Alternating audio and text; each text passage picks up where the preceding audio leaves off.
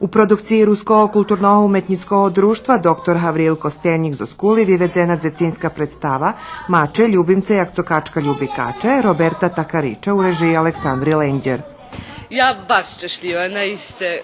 Думам, že dzeci odrobili profesionalno svoju čas roboti. Naš rezultat zo všetkým zadovoljava kriterijumi do mojo. Nazdavam se, že i publika uživala u tej predstavi.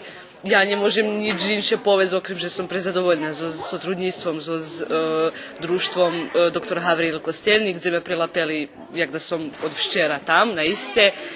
Tekst predstavi zo srpského na ruski preložila Amalija Kovač, kotra tiž pomahala u roboti so dzecmi.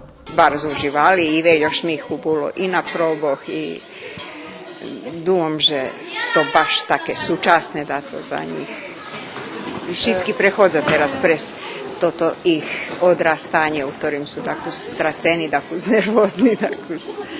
Za slotu predstavu Kulturno-umetnické društvo dr. Havril Kostelnik z Oskuli Nješka učestvovalo na opštinskej smotri dzecinske i teatralnej tvorčosti u Šuščiću, a najmlađi u Hodni Opatric i na dramskim memorijalu u Ruskim Keresure.